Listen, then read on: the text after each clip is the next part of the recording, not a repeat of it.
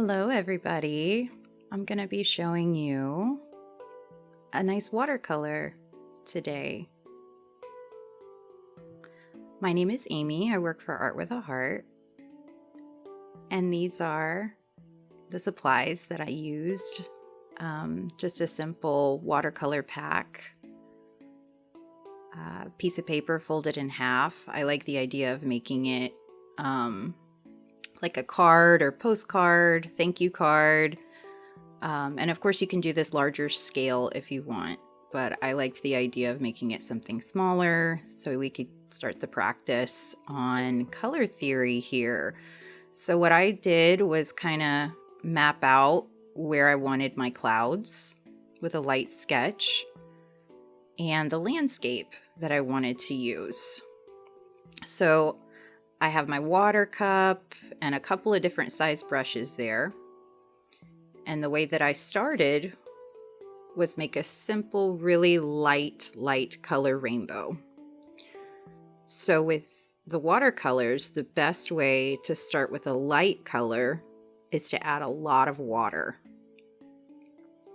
So with the darker areas in the skyline, because we're just making the background now, I decided to add just a touch more of color, which means I dipped it into the paint because it's already a little bit wet, and then dabbed my brush on the paper towel. So just add some dark pigment into those areas so that it kind of already gives you a blueprint of where you want to put your clouds. And like I said, I'm just keeping it really light. That's the great thing about watercolors. You can start really light and then just continue to build. I like to constantly use my paper towel on the side to dry the brush or clean the brush. If I have too much water on the brush, it's a good way to just kind of pick it up with the water, dab it on your towel, and that way you can go back to, a pretty basic consistency for the paint because it's water activated. So too much water will definitely get it to a point where you can't do anything and it's just a soaking wet piece of paper. So our goal is to not get it soaking wet, but just enough to add a color for the background and give us, like I said, that clear blueprint of where we're wanting to put everything. So as we build all of these pretty colors down, we are ending on a blue because we're putting a little bit of water on the bottom there, a little pond or river, however you want to make it for yourself. But I like that it kind of starts with that light blue in the sky and then ends with the blue in the bottom.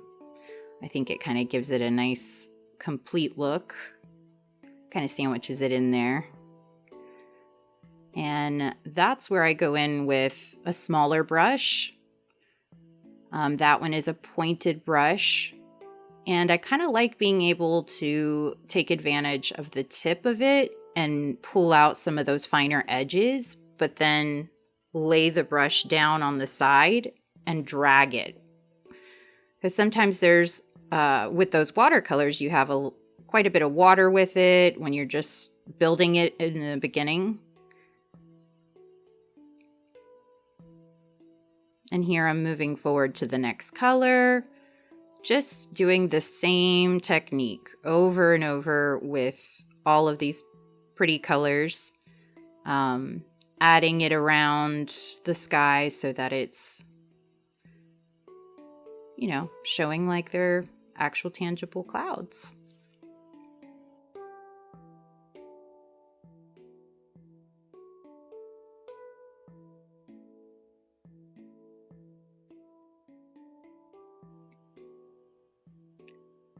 So also you want to make sure that you are, while this step is going and you still have those really light colors coming through, the blending process, you want to add just a touch of the color above it and below it.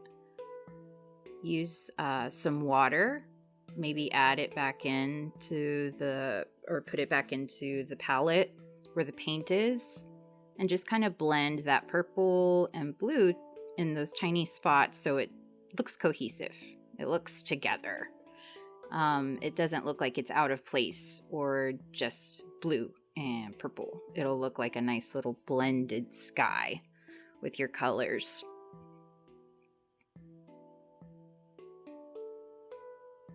So now I'm reaching into my reds, and I did the same thing, kind of dabbed water, touched the paint, and put it in you can see on my palette there, I have little squares that are basically empty pockets to kind of dab and get the correct color I want.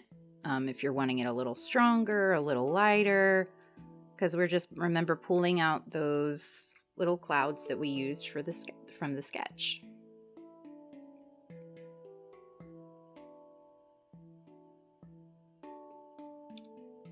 And keep in mind, while you're making these clouds, I generally do the bottom of the cloud kind of straight, so it all kind of looks uniform. But there are many different techniques to make clouds. You can make them just all bubble clouds. You can, make a bunch of them just large. But I like the idea of it looking kind of soft and dragging the bottom with a little bit of paint on it.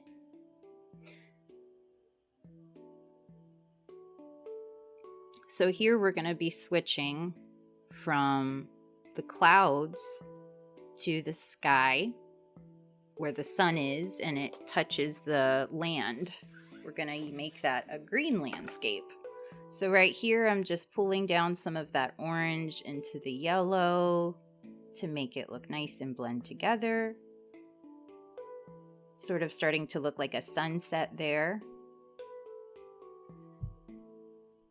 And what I love about this piece, or doing this type of composition, is that you really get to see how colors are made, or going back to those simple color basics. So we'll be able to see very soon towards the land area there how putting in some yellow into the green is going to make it a really nice light green. And of course, like I said, because they're watercolors, you're going to want to continue to build the color. As you see I'm doing there with the red, I noticed it was a little bit light as it started to dry, which is totally normal with watercolors. Sometimes it's a little bit lighter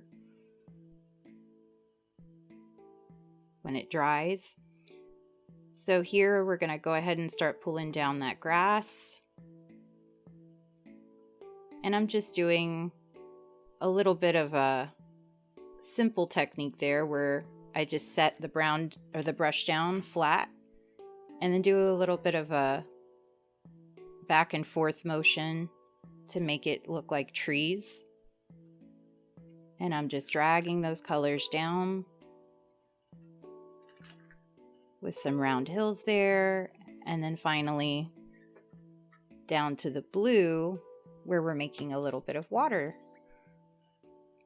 And as I'm making the blue in the water, I'm dabbing a little bit of that color into the trees to show some dark depth to darken the green.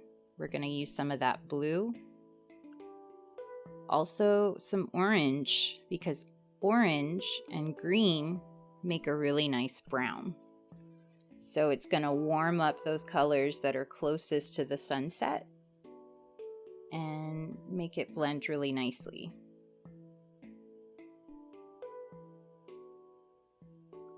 I've also pulled down some yellow there, like we talked about just a minute ago. It's going to brighten up some of the areas in those valleys. And this is just, like I said, I had a little bit of a sketch, but the fun thing about watercolors is sometimes they take a little bit of a path of their own if you put enough water in it.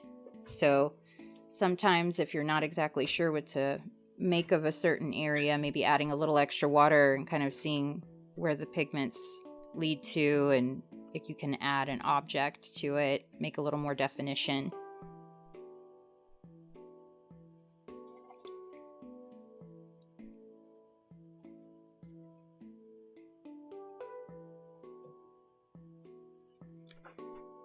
And now that I feel pretty confident about that area, I've pretty much mapped out where I want to put some trees and some valleys.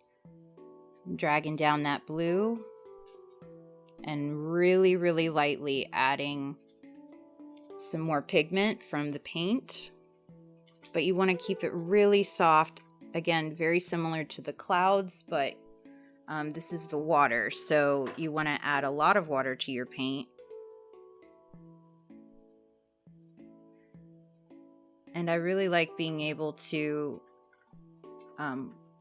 work the full composition, or in this case, just the bottom where the land is and where the water is, working those areas kind of at the same time. While I'm adding dark into the water, I want to make sure that I'm adding dark to the landscape there so that we can make sure to keep those values where they need to be for the foreground and the background.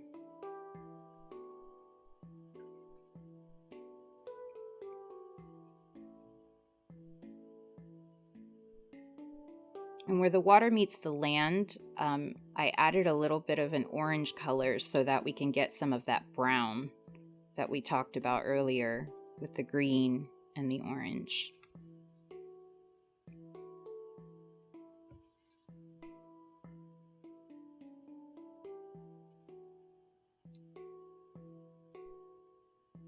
And it's pretty light right now, but there are some areas in the water where I put a little bit of a reflection with the yellow and the orange to just sort of imply that reflection in the sky. But I used also some green, which gives it a nice kind of a turquoise color once you put the blue over it. And I added a nice light color of blue over the full thing. I added a lot of water to the blue and just did it like a light wash. That way it doesn't look very strong with those bright colors underneath. They just kind of shine through versus it being super distracting with all the water. And at this point, you're just building up those colors, making it look as much like water ripples as you can. And like I said, don't forget about the background as you're building that. You want to keep an eye on your darks and make sure that you're having that foreground look closer if possible. And that you can do that by darkening the colors in the front and lightening the, your background, because it should get softer as it goes further away.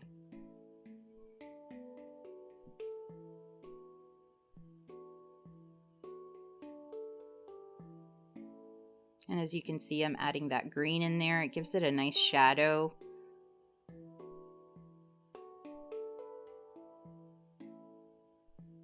And as you're getting close to the end, you may want to use some of your smaller brushes and pull some of those really nice little details in the sky. And that you would want to do with just adding very little bit of water, even dabbing it on your paper towel before you dip it in the paint, and it'll make the pigment stronger. So where you put little lines within the clouds, you can really outline those small areas and make them look more realistic. And that's what I did, kind of working my way up after I had already done the details I wanted on the bottom of the composition. So now I'm pushing those other values, push and pull kind of technique with the darks and the lights. Enhancing the sunlight, making the rest cohesive, add a little yellow to the greens and the valleys there.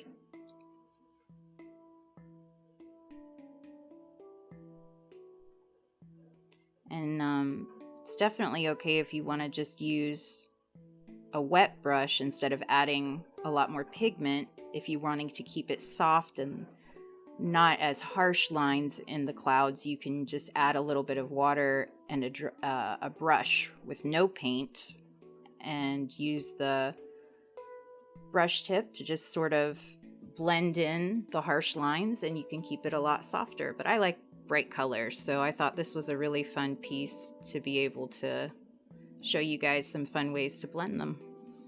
And that is it. Thank you guys for tuning in.